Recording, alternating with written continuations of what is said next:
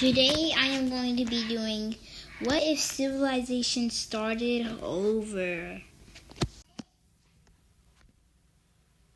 Anyways, I think it should start near,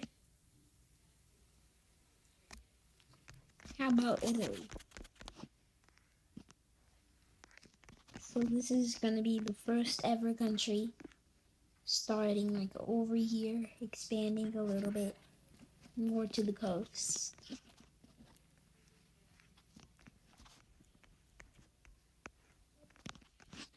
Soon they become a real government,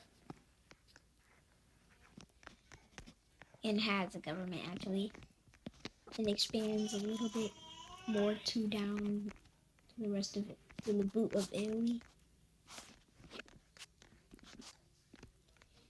So now we have the first ever country inside the world, and I think it should expand like over here, or right here. But that's the first country. It expands more and more. So the government thinks they should expand more than caring about their people, so that's what they do. Soon they will be able to like go all the way down to the rest of the boot of Italy. But now the government is finally focusing on its people, and they finally think they should have a capital, which is right here. Put up. That's the capital of this red country. Anyways, now they expand more up there, then down to right here. And they finally expand to the rest of Italy's boot, which makes them the strongest country. Well, there is no other country. But the people are finally done with it. There's not enough food in this country, so they finally rebel from the red country. And that makes red seriously mad. So the reds fight back, taking most of the land away. The blue finally regains their land back, and blue finally gets independence. Now, this is the treaty. They're gonna split Italy up like this line. Like that. And now,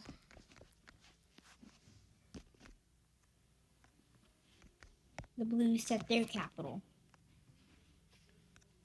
And they finally expand and make lots of farms everywhere.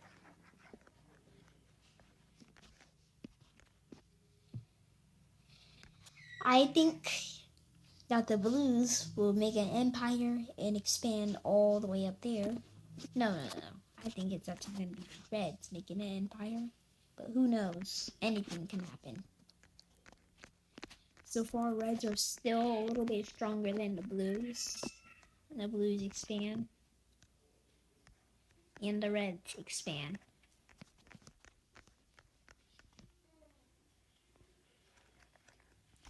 They expand more to the coast, because that's where they get all their food. They be fishing. Also finding mines there. But the reds finally make a new invention called the boat. And they sail, and they find Sicily and annex the entire island. So does blue. They also get the boats and annex Corsica. I forgot the name of this island, but they also annex that. And it also expands to the northern part of France, which is today France, but France is not here no more. And they find the coast of Britain. and annex today's London.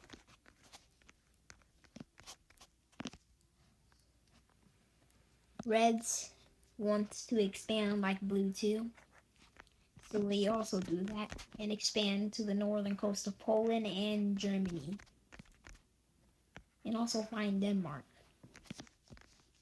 So these two powers are fairly strong in the way, but red is still stronger than blue, so blues don't mess with reds. But the reds finally expand to this little piece that expands to Turkey and Greece. It finds the coast of Turkey. It finds Constantinople, which is Istanbul. The Greece calls it Constantinople for a historical city. But also, they also expand for the rest of Netherlands and Belgium. But nothing lasts forever. They can't keep this big piece of land forever. Because back then, empires didn't last so long. Unless you're talking about the British Empire, which was 514 years old. Don't ask how I know that. But there's going to be a new country forming, the Greens, who form all the way up there. So there's a new country called the Green. The Reds are mad that they just lost that big pile of land and fight back, taking most of the land from Green. But the Greens please and beg for independence. So the Reds take the rest of Germany over there. The Greens get to keep the rest. So yeah. Also, the Greens make their capital. So things are looking pretty good for now. The Reds expand more into Greece. And now they finally expand, trying to expand across some mountains. I think there's mountains like right here. I can't remember. I think there is. So the Reds finally get out there, but they can't cross these mountains. So they go up here and expand. They finally find Crimea. They don't expand more into Turkey, they just stay. But they finally find Tunisia in Africa and finally know that there's another continent. They only think there's an island, but this is actually a whole big continent. So the Reds are the biggest and strongest country in the world so far. The Blues finally expand a little bit and expand to Normandy, actually. And finally found a little bit of Spain. It goes down. In Spain, they find lots of riches. Lots of it. And they get pretty rich in finance.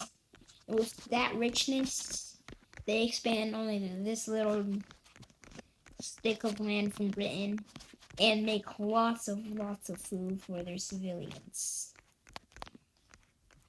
But tensions are rising between red and blue more and more. Blue wants red to stop expanding like they did and why they rebelled, because they didn't pay no attention. Red wants to get all their land back from blue, and finally a war begins. The Reds expand all the way and take this much land from blue. Blues get a little mad and take that land back and pushes red all the way back to the border. Red still take all this land right here, but yeah. So the Reds expand more and more to the capital and surround the capital actually. And expand way more up. With this blue is surrounded. Since they didn't expand more since they didn't use all that wealth to make their army strike better, they are crumbling in this war. The Reds finally take the capital, and blue surrenders. Nothing happens. The borders don't change much after that war. But what happens is actually red gets these islands right here.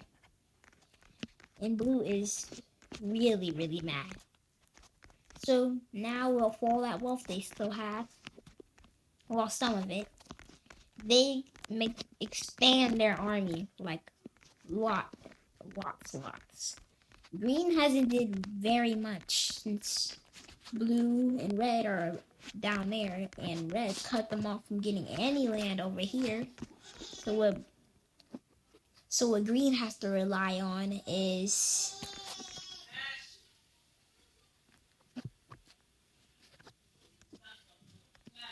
boats. So they go up, they land in southern Sweden and Norway and expand a little bit. And also find Iceland. But instead of calling it Iceland, they call it Greenland because it's actually really green up there. And they they annex all of Iceland and also find Greenland, which they call Iceland. Yeah, so some stuff is gonna change in this scenario. So green is getting larger and larger by day. And also find the northern part of Britain, Scotland. So everything's turning out good for everyone, but not for red. Because red has another rebellion. You can't keep this much land without falling apart. Can't keep this much land under one flag. So red finally has another rebellion, piece of land they have in Turkey. And takes Constantinople. Constantinople is not a city yet in this scenario. I mean, yes, it is. The civilization just died out of nowhere. All the cities are still alive, like New York, Moscow. Yeah, all those are still alive, it's just abandoned. So it takes Constantinople, or you can call it Istanbul if you're in Turkey. But in Greece, you can call it Constantinople. Just call it whatever you want, whatever country you're in. And this country finally gets a capital. Right there. Red is more and more terrified that they're losing more and more land. And tribes are stopping red from getting all the way up there. So they cannot push forward above this line I made. So yeah, reds can't do anything. So they just stay neutral and don't expand for a little bit. And not even expand in Africa. Which that's what's blue is doing, which is expanding in Africa. Even having a border in Africa with red. Orange doesn't expand much actually.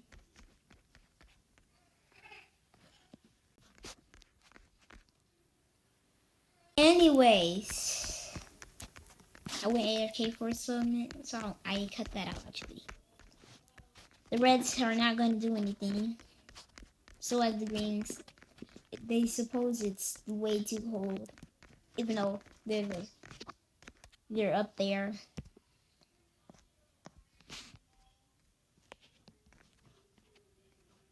Anyways, nothing really happens after this rebellion over here. Red doesn't expand much, blue doesn't expand much, green doesn't expand much. Nothing really happens until another war breaks out between green and blue. You may be wondering, why? Well, because blue wants to have the rest of Britain, but green wants to have the rest of Britain.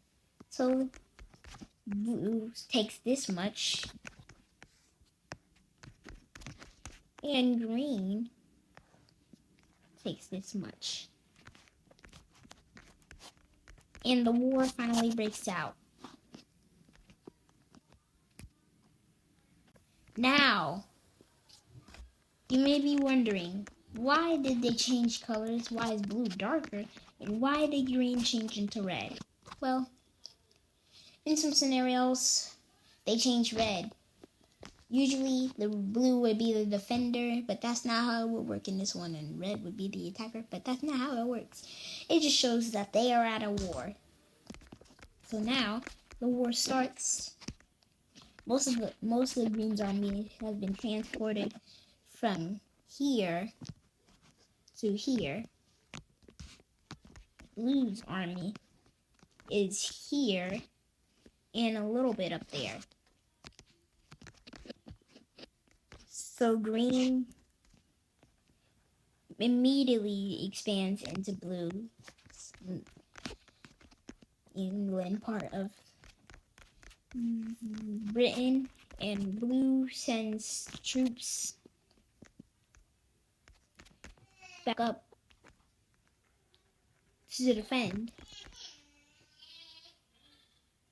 So blue defends the rest of it from them and finally retakes all that and expands up into the northern part of Green's piece of land, which makes the war even worse for Green now. The little did Green know, since they have most of their troops up over here, the Blues still have troops down here and attack into their mainland of Green, officially taking the capital, which makes Green morale go down and down and down, and finally takes all of the land from Green and Britain. So the war is over. So let's look at the peace deal. So Blue will take the rest of Britain since they won the war, and also a little bit of land.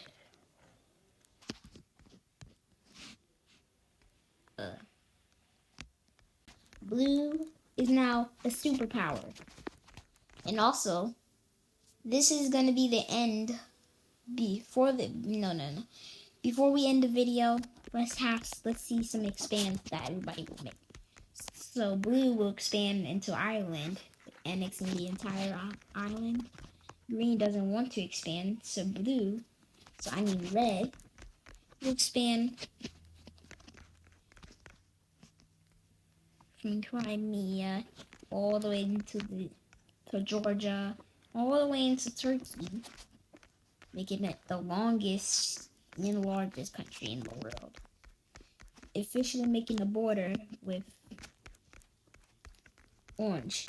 Now, Red mostly controls the rest of this entire lake. I forgot what the Black Sea. Yeah, Red controls the Black Sea now. Orange does have this little piece connecting it, but no. Red simply just controls it because they're a superpower. And expands more into Turkey. So does Orange, who also expands from Turkey into here. So this is what the world looks like. So now the video will end, and see you guys later in episode 2.